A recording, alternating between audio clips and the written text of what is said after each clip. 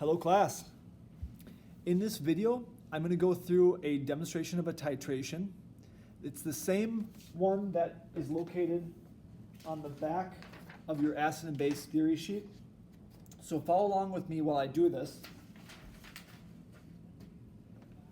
I've done all of the preparation setup for us to start the titration. You know from the simulation that there's quite a bit of preparation to do. That includes taking the sample of the acid. I've got a 25.00 milliliter of hydrochloric acid sample. This has an unknown concentration. I've also already filled up our burette with sodium hydroxide. I chose a 0.1 molar solution of sodium hydroxide. And I've taken the initial volume, so we're all set to go. One thing to not forget when you do a titration, and it's very easy to forget this, is to include your indicator. I'm using phenolphthalein. That's going to tell me when we're at our neutralization point, when all of the moles of base have neutralized all the moles of acid. It'll turn pink when that happens. I'm going to try to catch it when it's light pink. If you don't have the indicator, you can't successfully do the titration. You'll blow right through the endpoint. One of the benefits of running through a trial early on, a really quick trial just to get a ballpark, is that now I know roughly how much base I'm going to need to neutralize this. Having done that, I can now kind of move through this towards the end point quicker. Notice that I don't have a stir plate, and I'm using, I didn't add this yet. Wow, see, that's how easy it is to forget. 1, 2, 3 drops of phenolphthalein. Okay. So I'm going to run this thing pretty quick early on. Notice I don't have a stir plate. The stir plate is a nice tool to use, but I'm going to show you kind of an older school way of doing this, which is just holding the Erlenmeyer flask at the neck and rotating it like that, or swirling it. So here we go.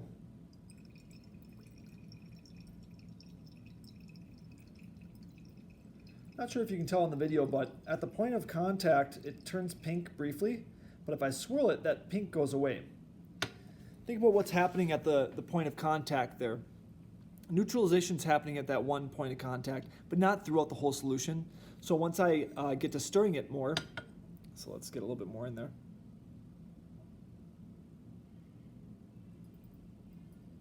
It looks pink, but when I swirl it and produce that homogeneous solution, it's not yet at its endpoint.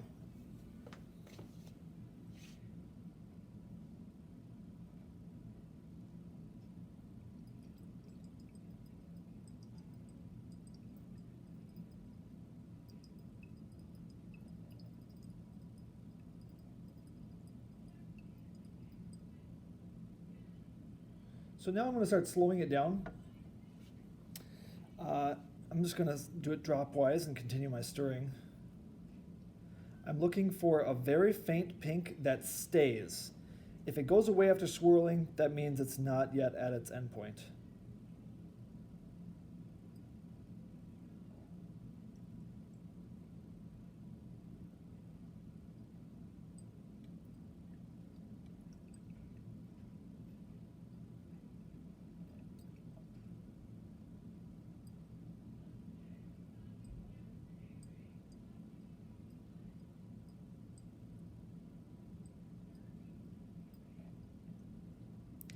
Notice it goes away, it's still not there.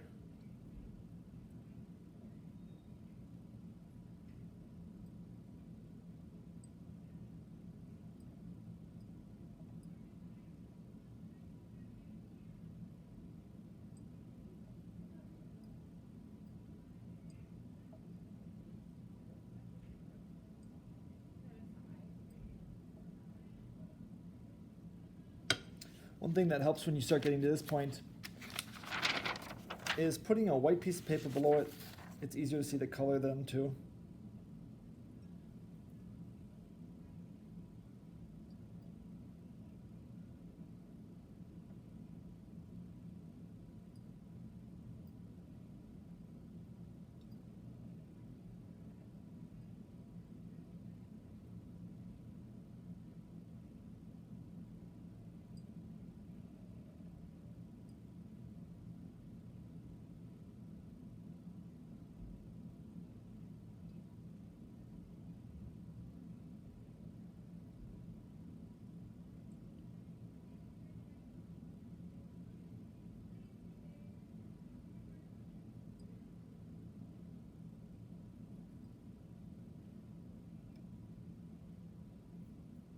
it's getting close.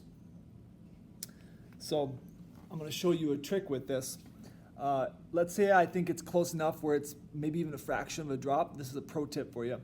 Let's say you get that drop going and you're like, I don't want the whole drop, just a fraction of it. You can actually use water and use that to remove like a fraction of a drop into the Erlenmeyer flask. I'll show you.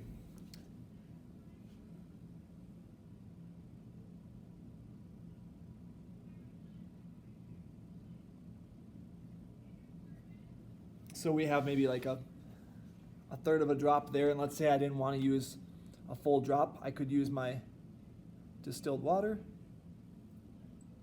As long as I can get some on the tip. There we go. And in that case, we're still not at the end point.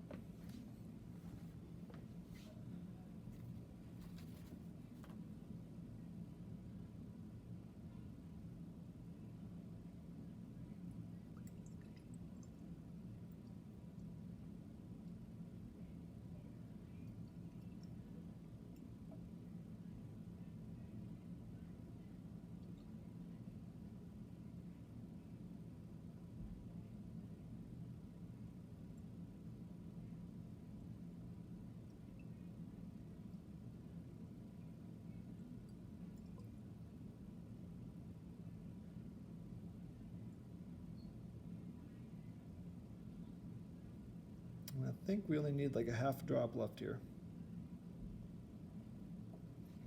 Test that theory.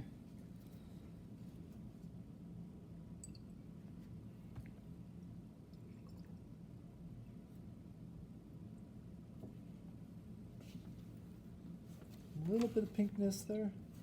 It went away, so we need a little bit more.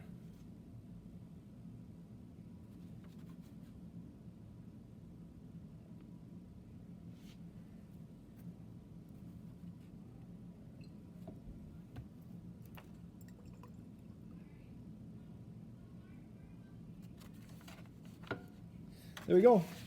Light pink, that's what we were looking for. Consistent too. So let's take a look at that final volume.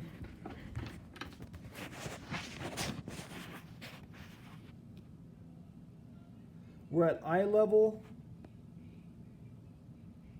Looks to be about 25.5. I would say 0. That's like right on the mark there. 25.50.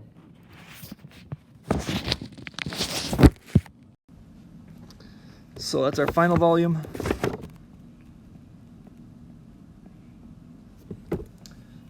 Grab our calculator out.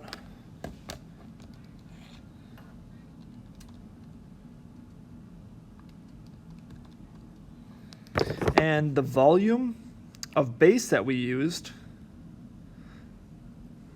is 20.4 milliliters of sodium hydroxide, because that is what was in our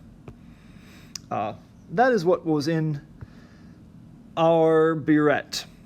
So I'm gonna just mark that spot on here somewhere pretty close to here anyway.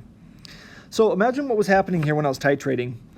Early on, all we had was acid inside the Erlenmeyer flask. And so it'd be an acidic pH. I'll just make a mark down here by 1. And as I added base, that pH would start to increase. And it increased and it increased and increased because we're slowly adding hydroxide to it. I should write an equation here. That's what I'm missing. We have got our acid. We're adding our base.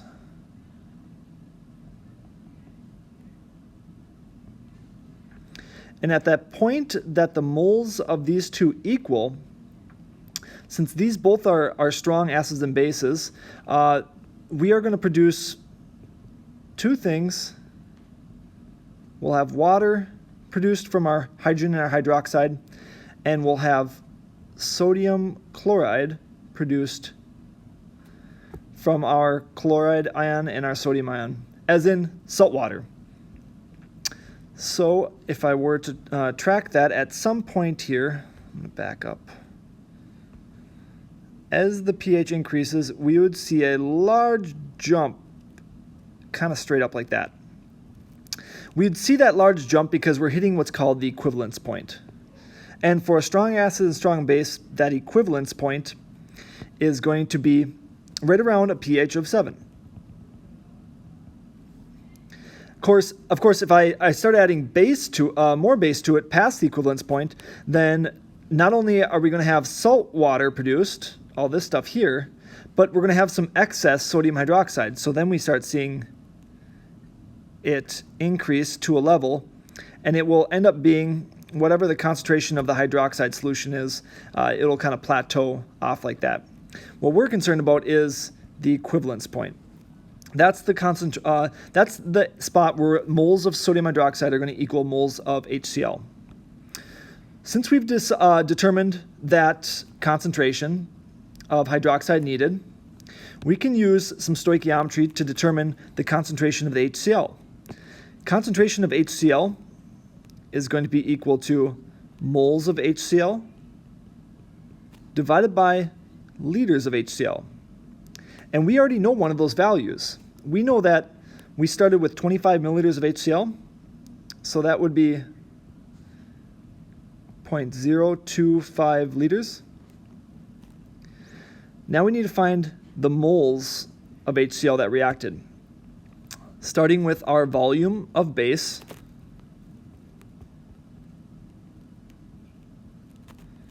I'm going to convert that to liters of base. Since I know the concentration of the base, I have it listed right here. I also know the liter to mole conversion.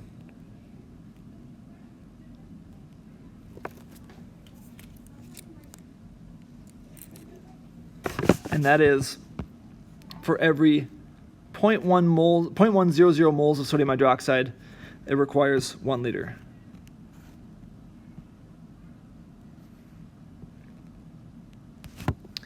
But we're not concerned about sodium hydroxide, we're concerned about HCl. The whole point of getting to the neutralization point here was that we know at that point there is a 1:1 ratio between sodium hydroxide and HCl. So we can then convert from moles of NaOH to moles of HCl. And that conversion factor is 1:1 per our equation up here. And after that, we would calculate this out. So give me a second to do that. 20.4 divided by 1,000 times it by 0.1 times 1. We get 0.00204 moles of of HCl. So up here, I would plug that in to our moles.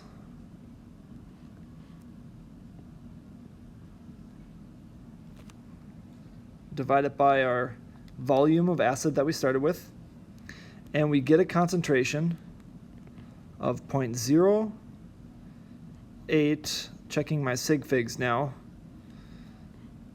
16 molar. That would be the unknown concentration of the acid in the sample.